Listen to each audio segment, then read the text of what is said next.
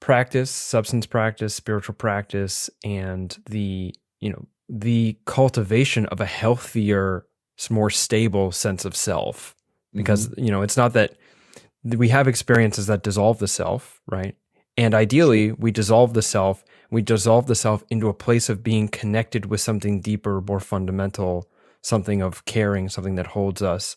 We feel that, and then we reintegrate ourself based in that tighter foundation, more love for ourselves. And so our sense of self actually, it gets stronger in a good way, rather than maybe being like frail before, but it gets stronger in a good way, but it could also get stronger in a way where we sort of adopt some ideas that aren't necessarily reflective of what's actually happening. Like, I am Jesus. Right. You're not. I am, kind of thing. And it makes me think of the late James Orrock and his work around talking about psychedelics, the ego being like a muscle. And, you break it down and then it grows back stronger again. You got to be mindful of how you're doing it so that, when it grows back stronger in a good way. Well, and that's where I think that being around a lot of talented and intelligent people is very useful and valuable. You get a sense of proportion of yourself. We live in bodies, we live in society, we're not isolated on our own asteroids doing yoga and doing psychedelics. We're in this vast oceanic mix of human beings. And, if you spend time around talented, capable people, you realize if you also are talented and capable, you're just one more. And that proportion is really critical.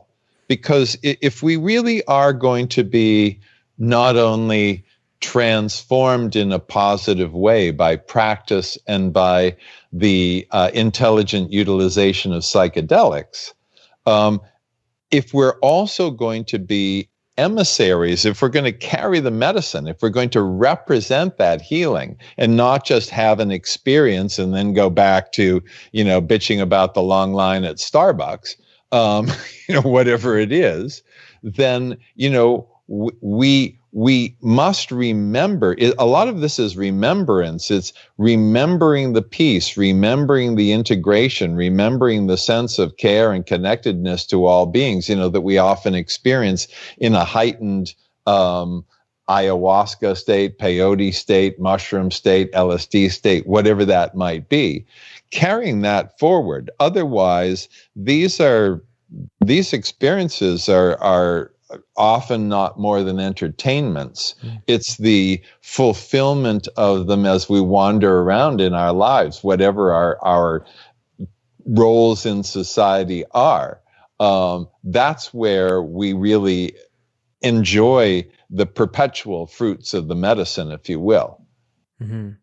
Right. And also sort of give back in a way for what it's offered you by being a person who is like you said, emissary. Whenever I hear that word, I think of Deep Space Nine, but being an emissary of the medicine by being a good person, and letting it touch the world through you as well.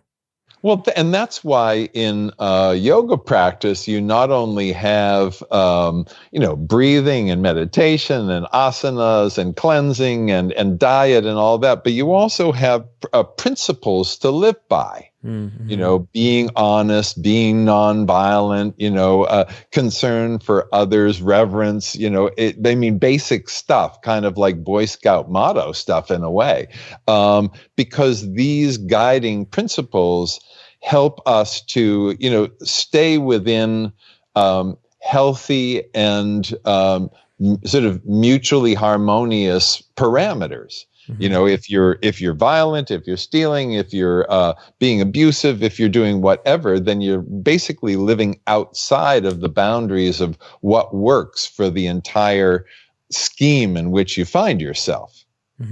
Yeah, I was thinking about the term of internal, creating some sort of levees, to keep the nourish, like the waters, the divine waters from overflowing into the wrong places.